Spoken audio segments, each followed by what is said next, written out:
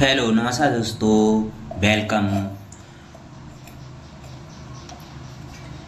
आज की क्लास में हम जो सेकंड ग्रेड जीके का पेपर प्रथम प्रश्न पत्र था 29 दिसंबर 2024 को हुआ था संस्कृत शिक्षा विभाग का, जिसमें हमने 50 क्वेश्चन करा दिए थे। आज की क्लास में हम 50 से आगे के क्वेश्चन कराएंगे। 100 क्वेश्चन आते हैं, 200 नंबर का पेपर होता है जिसमें 100 क्वेश्चन आते हैं। हमने 50 क्वेश्चन इससे पहली वाली वीडियो में करा दिए हैं। आज की क्लास में अगले 50 क्वेश्चन हैं। जो भी हमारे जीके गुरु टिप्स चैनल के साथ नए जुड़े हैं उनसे प्लीज़ रिक्वेस्ट है चैनल को सब्सक्राइब करें और अधिक से अधिक शेयर भी करें। वीडियो को एंड तक देखें दोस्तों, जिसमें आपको जो भी क्वेश्चन आते हैं उनकी प्रिपरेशन भी पता चल जाएगा, कैसे क्वेश्चन आ रहे हैं, प्रकृति भी पता चल जाएगा कैसे क्वेश्चन आ रहे हैं, जिससे आप उसी हिसाब से अपनी प्रिपरेशन कर सकें। बहुत ही महत्वपूर्ण सॉल्व पेपर है आपके लिए। अब तक 2010 से 2025 तक सेकंड ग्रेड की 33 परीक्षाएं हो चुकी हैं। 33 सॉल्व पेपर हैं, जिनमें से हम 2024 में जो परीक्षा हुई थी 29 दिसंबर संस्कृत शिक्षा विभाग की 2024 में परीक्षा हुई थी, उसका सॉल्व पेपर लेके आए हैं। 50 क्वेश्चन हमने करा दिए थे, 50 बाकी के आज की क्लास में करा रहे हैं। शुरू करते हैं।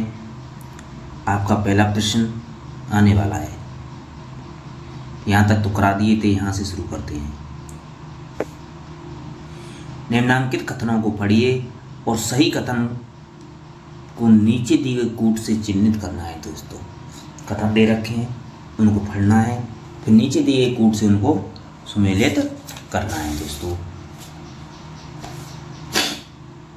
3 कथन दे रखे हैं आपके। कितने कथन दे रखे हैं? 3 कथन दे रखे हैं।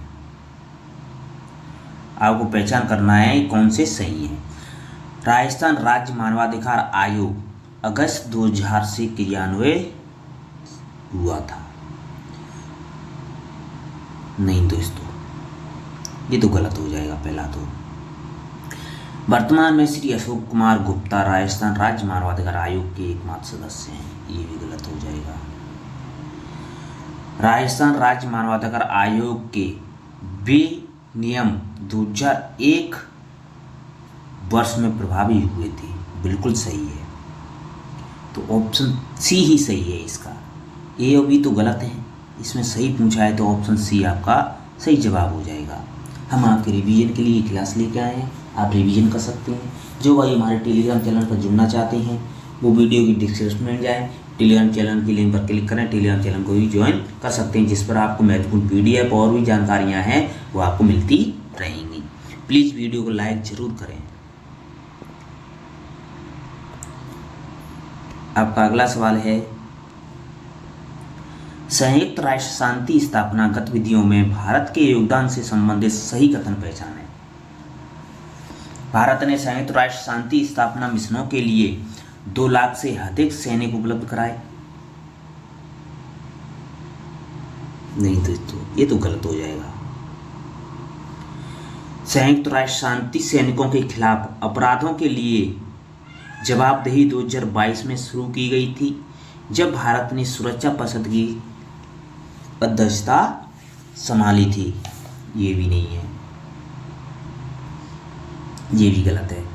तीसरा दे रखा है आपका, संयुक्त राष्ट्र शांति सैनिकों के खिलाफ अपराधों के लिए जवाबदेही UNSC संकल्प 2571 के अनुसार शुरू की गई थी। ये बिल्कुल सही है दोस्तों।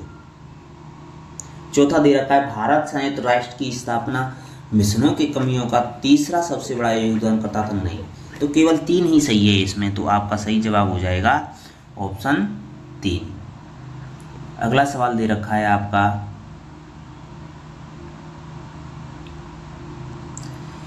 निम्न में से किस मूल अधिकार का दावा केवल नागरिकों द्वारा किया जा सकता है?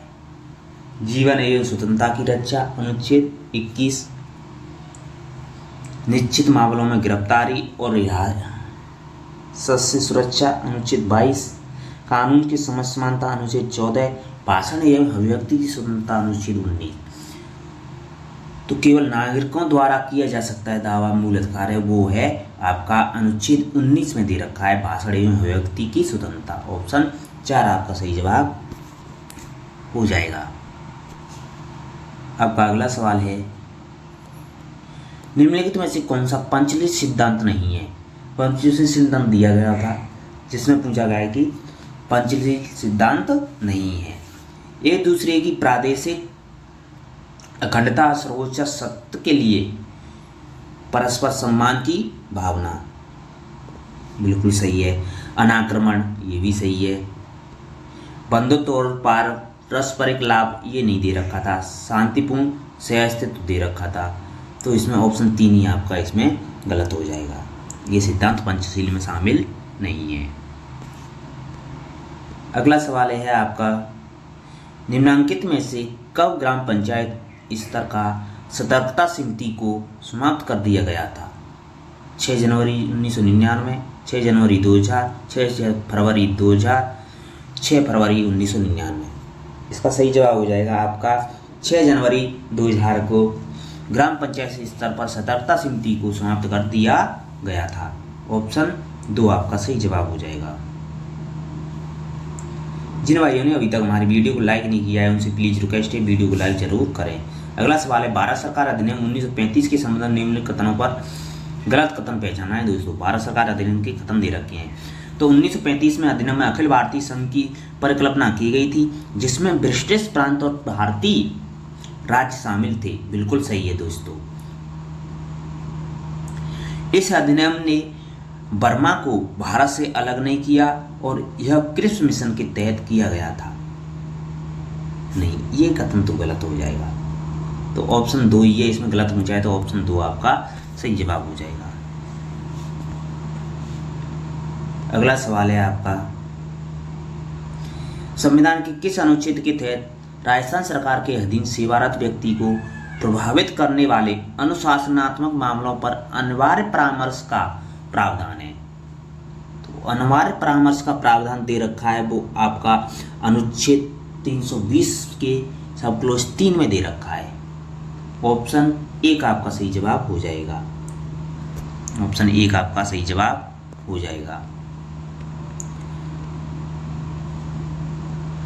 राजस्थान सरकार के अधीन सेवारत व्यक्ति को प्रभावित करने वाले अनुशासनात्मक मामलों पर अनिवार्य परामर्श कौन कौन से अनुच्छेद में दे रखा है।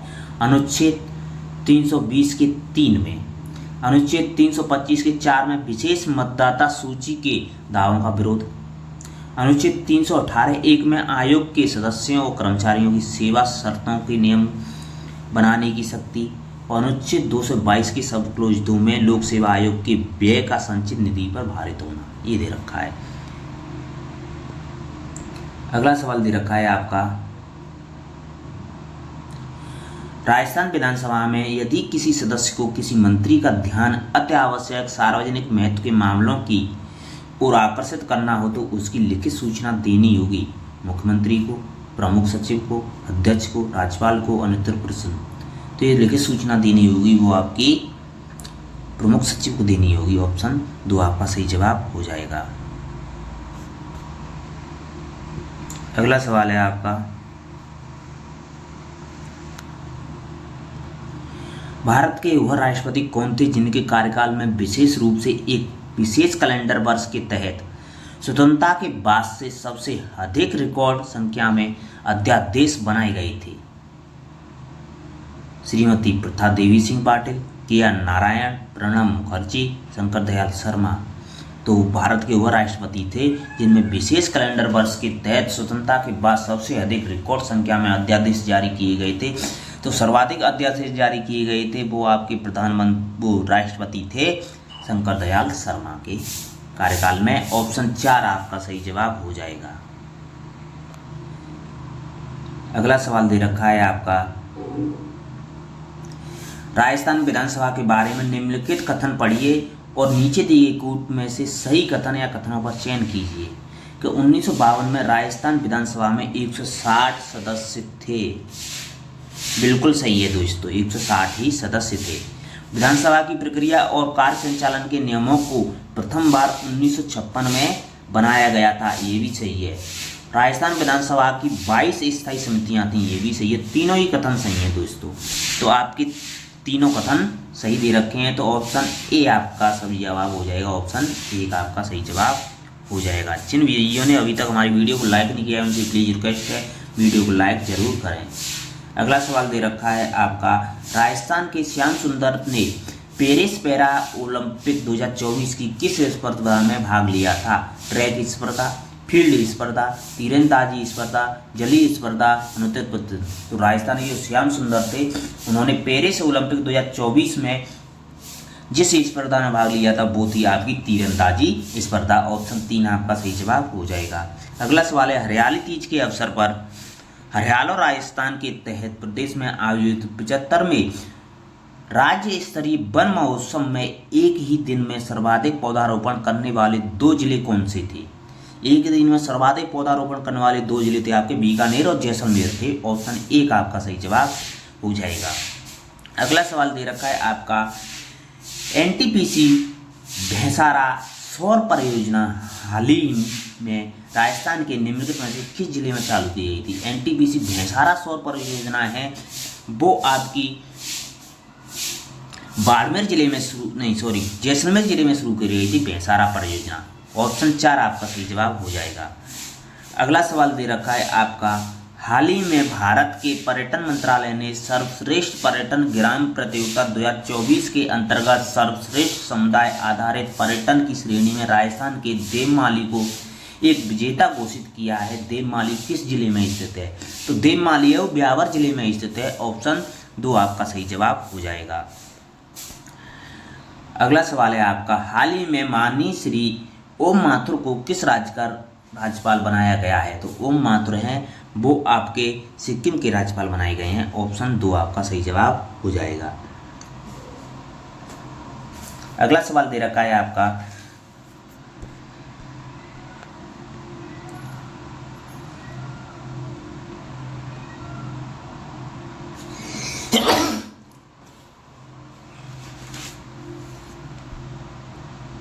राजस्थान विधानसभा की पर्यावरण संबंधी समिति का अध्यक्ष कौन है?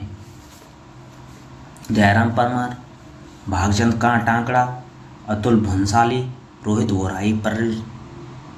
पर्यावरण संबंधी समिति का अध्यक्ष है वो आपका जयराम परमार है। करंट के परिपेक्ष में पूछा गया था उस टाइम, ध्यान रखना है इसको।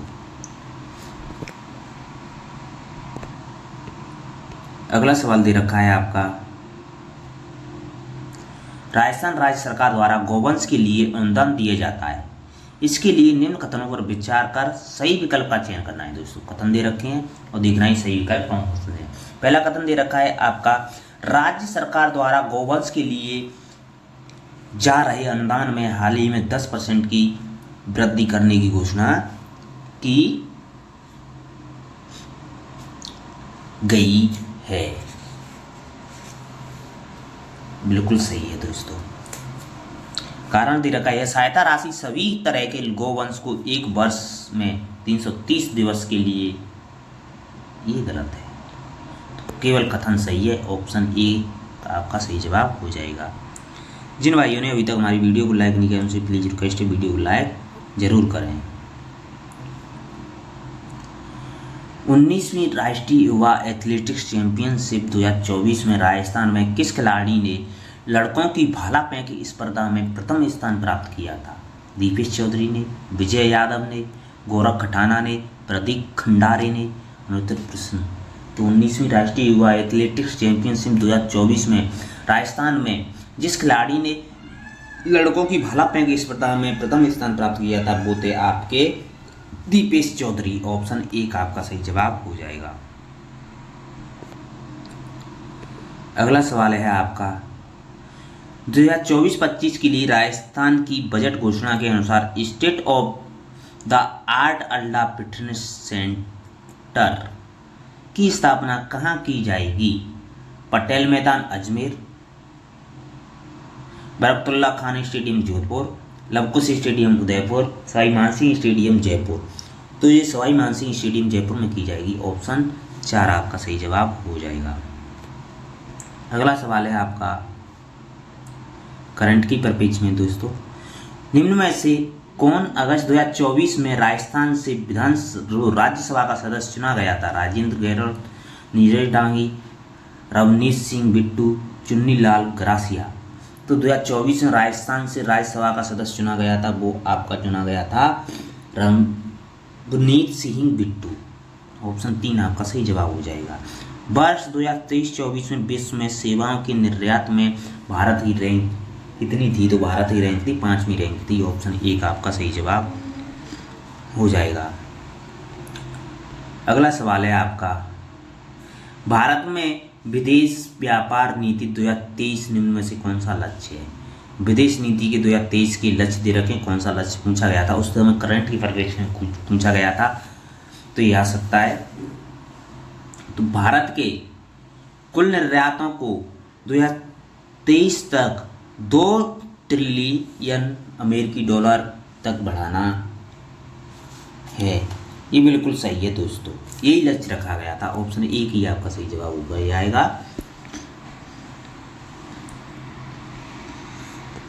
अगला सवाल है आपका, भारतीय आयातकों और निर्यातकों को निम्न में से कौन सी संस्था प्रमुख रूप से वित्त प्रदान करती है?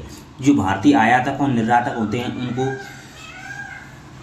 प्रमुख रूप से वित्त प्रदान करती है, वो आपकी संस्था है भारतीय निर्यात एवं आयात बैंक। ऑप्शन 4 आपका सही जवाब हो जाएगा। अगला सवाल है आपका, भारत में स्वर्णिम रेशा क्रांति संबंधित है जूट के उत्पादन से, तिलहनों के उत्पादन से, सिल्क के उत्पादन से, कपास के उत्पादन से।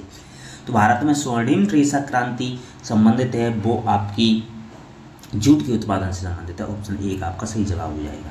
भारत में निम्न में से कौन सा उद्योग सर्वाधिक रोजगार प्रदान करता है?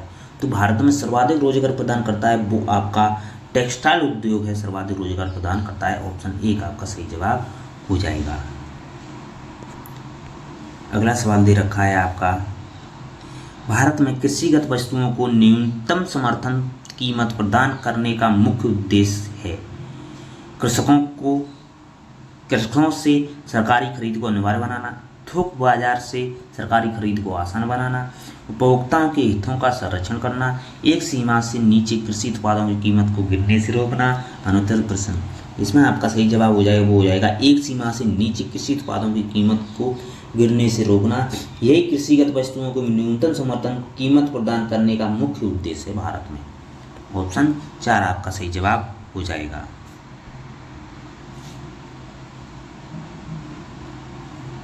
अगला सवाल है आपका,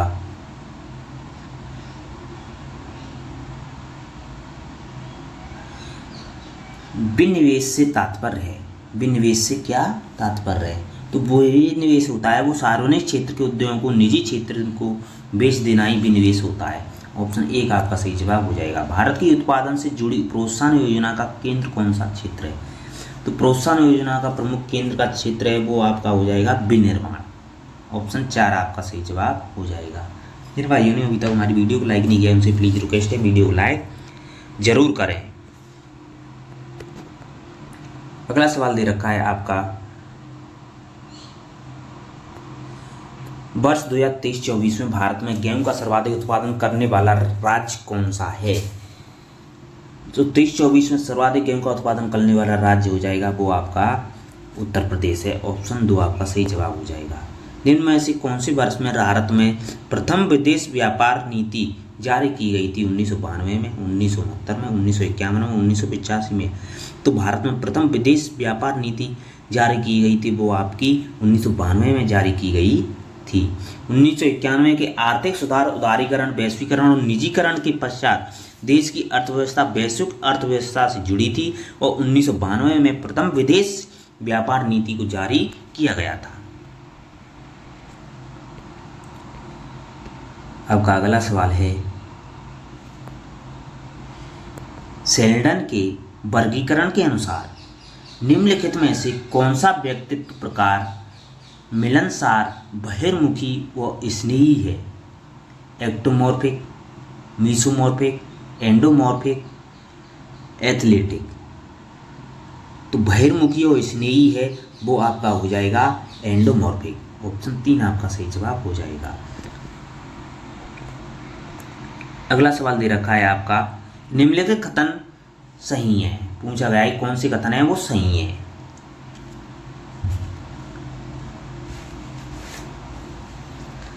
पियाजे के अनुसार आत्मसातकरण अनुकूलन की एक उप प्रक्रिया है। बिल्कुल सही है दोस्तों।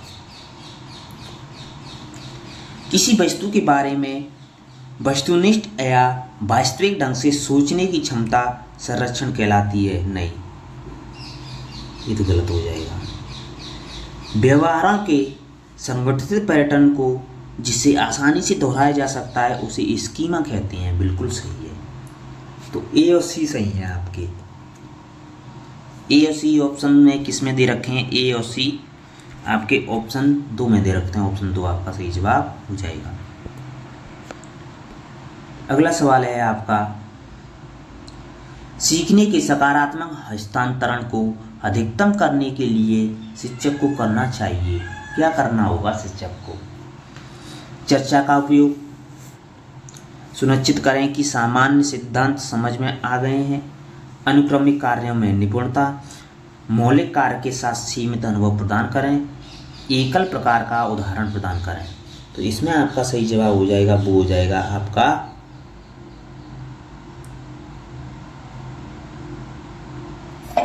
चर्चा का उपयोग करना, सुनिश्चित करें कि सामान्य सिद्धांत समझ में आ गए हैं, अनुक्रमिक कार्यों में निपुणता। ये तीनों ही सही हो जाएंगे, ए बी और सी। ए बी सी दे रखे हैं आपके ऑप्शन 3 में, तो ऑप्शन 3 आपका सही जवाब हो जाएगा।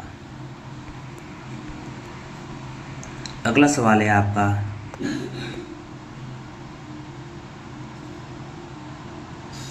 ब्रूक्स के अनुसार निम्नलिखित में से कौन सा रचनावादी शिक्षक का लक्षण नहीं है? शिक्षार्थी को ऐसे अनुभवों में संलग्न करें जो विरोधाभास दर्शाते हों। ये तो लक्षण है बिल्कुल दोस्तों। शिक्षार्थियों की स्वायत्तता को प्रोत्साहित करें और स्वीकार करें, ये भी सही है। बंद प्रश्न पूछकर शिक्षार्थी की परीक्षा को प्रोत्साहित करें, ये तो गलत है। बंद प्रश्न क्यों पूछें? तो यही ऑप्शन, इसमें लक्षण नहीं है, तो ऑप्शन 3 ही आपका हो जाएगा सही जवाब। अगला सवाल दे रखा है आपका, निम्नलिखित में से कौन सा उपलब्धि प्रेरणा का घटक नहीं है? जैसा कि डेविड आशुवेल द्वारा प्रत्यक्षित किया गया था।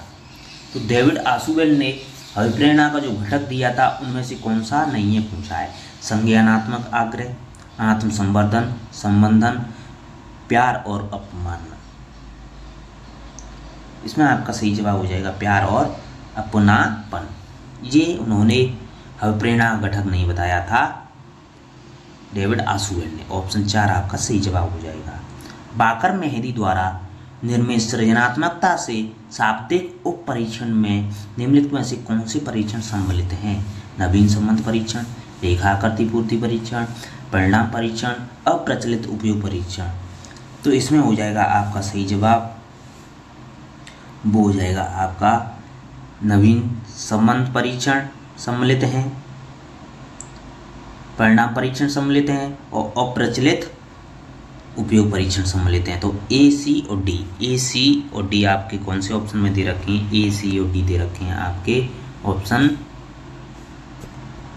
2 में, तो ऑप्शन 2 आपका सही जवाब हो जाएगा।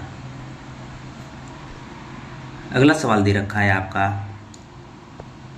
निम्नलिखित में से कौन सा विकल्प हविवृत्ति का एक घटक नहीं है? भावात्मक घटक, संज्ञानात्मक घटक, लंबात्मक घटक, व्यवहारात्मक घटक। तो हविवृत्ति का घटक नहीं है, वो आपका हो जाएगा लंबानात्मक घटक है, वो हविवृत्ति का घटक नहीं है। ऑप्शन 3 आपका सही जवाब हो जाएगा। अगला सवाल है आपका, निम्नलिखित में से कौन सी प्रतिभाशाली विद्यार्थियों की विशेषता नहीं है? प्रतिभाशाली विद्यार्थियों की विशेषता नहीं है। सीमित मात्रा में प्रश्न पूछते हैं, यद्यपि व्यापक रुचि क्षेत्र होता है। यही अभिवृत्ति की प्रतिभाशाली विद्यार्थियों की विशेषता नहीं है, यही हो जाएगा ऑप्शन 1 आपका सही जवाब हो जाएगा। ये प्रतिभाशाली बालक होते हैं, जागरूक, सूक्ष्म अवलोकन वाले एवं शीघ्र प्रत्युत्तर देने वाले होते हैं। बिल्कुल होते हैं, द्रुत गति से और सरलता से सीखते हैं, कठिन मानसिक कार्यों को कर लेते हैं।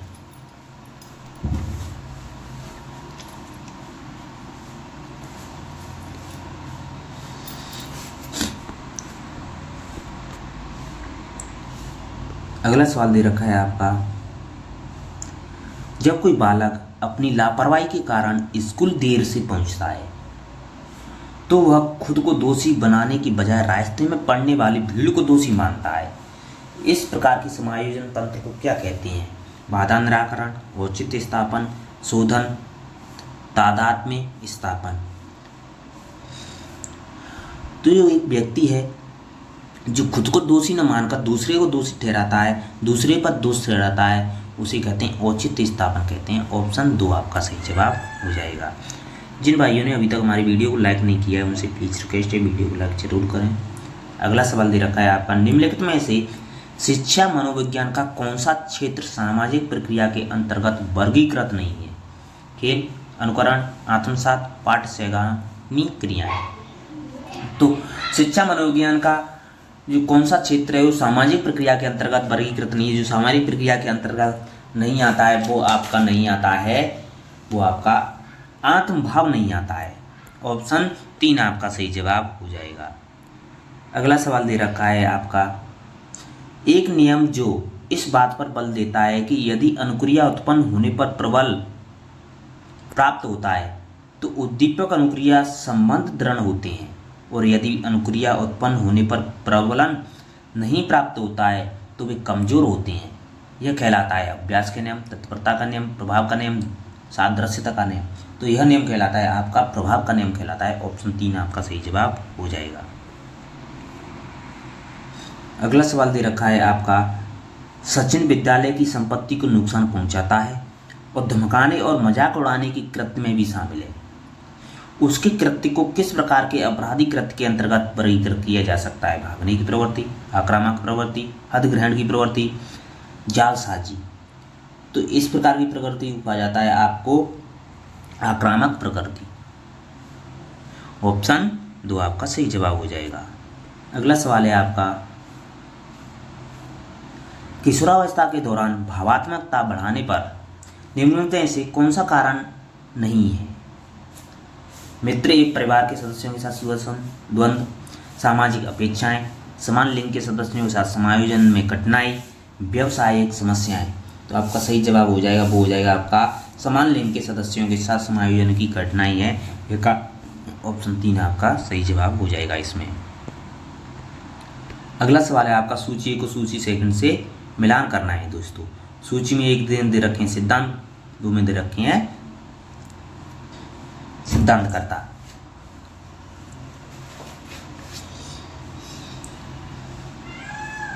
द्विकारक सिद्धांत, तो द्विकारक सिद्धांत है वो आपका दिया था स्पीयरमैन ने दिया था।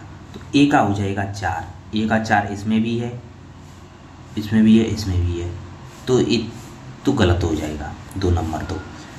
और बुद्धि का सोपानिक सिद्धांत दिया था वो आपका थर्नॉन ने दिया था। तो बी का हो जाएगा 2, इसमें भी है, इसमें भी है, तो ये गलत हो जाएगा। बुद्धि का बहुकारक सिद्धांत वो दिया था थॉर्नडाइक ने दिया था। सी का हो जाएगा 1। अब सी का हो जाएगा 1, सी का 1 इसमें दे रखा है, इसमें नहीं है, तो ये गलत हो जाएगा। तो ऑप्शन 4 आपका सही जवाब हो जाएगा। अगला सवाल है आपका, सूची 1 को सूची सेकंड से मिलान करना है दोस्तों। सूची 1 में दे रखे हैं बुद्धि परीक्षण, सूची में दे रखे हैं किसने किसने दिए थे। तो 16 व्यक्तित्व कारक, 16 पीएफ कारक दिया था वो आपका दिया था आरवी केटल ने दिया था, आरवी केटल ने दिया था। तो ए का हो जाएगा 2। प्रासंगिक अंतर्बोध परीक्षण वो दिया था आपका मुर्रे ने दिया था, मॉर्गन और मुर्रे ने दिया था। तो बी का हो जाएगा 4। बालकों का अंतर्बोध परीक्षण, बालकों का अंतर्बोध परीक्षण बेलक ने दिया था, लियोपोल्ड बेलाक ने दिया था। सी का हो जाएगा 3। मैनेसोटा मल्टीफेजिक वो दिया था आपका हैथवे, एसआर हैथवे और मैक निकले ने दिया था, तो डी का हो जाएगा 1। आपका सही जवाब बनेगा 2 4 3 1, 2 4 3 1, 2 4 3 1 आपके। अब 2 4 3 1 आपके दे रखे हैं, 2 4 3 1 ऑप्शन 2 में दे रखते हैं, ऑप्शन 2 आपका सही जवाब हो जाएगा। अगला सवाल है आपका,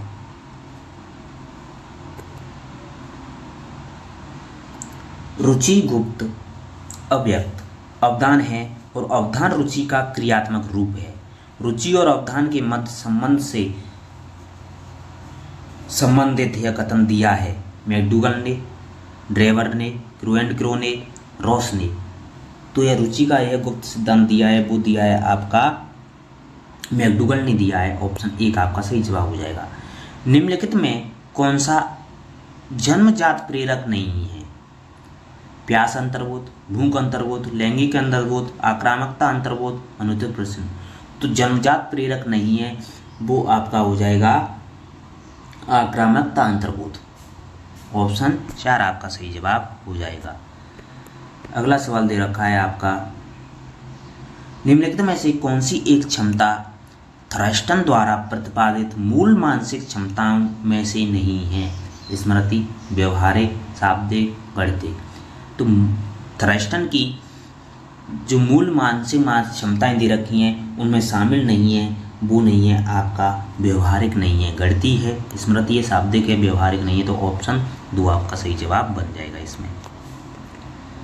अगला सवाल दे रखा है आपका, शिक्षक अपनी कक्षा की संरचना इस प्रकार करते हैं कि ताकि विद्यार्थी 6 से 12 वर्ष की आयु का समूह विद्यार्थी को सकारात्मक दृष्टिकोण बनाए रखने और खुद को सूक्ष्म व सक्षम और मूल्यवान व्यक्तियों के रूप में देखने में मदद कर सके। वे एरिक्सन के अनुसार मनोसामाजिक विकास के किस चरण की ओर ले जाने के लिए ऐसा कर रहे हैं? परिश्रमी, पहचान, पहल, स्वायत्तता। तो वो आपके ले जाने के लिए परिश्रमी, उद्योगी, ऑप्शन 1 आपका सही जवाब हो जाएगा।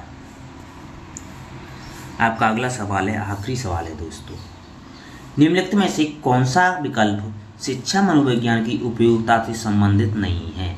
तो शिक्षा मनोविज्ञान की जो उपयोगिता है उससे संबंधित नहीं है।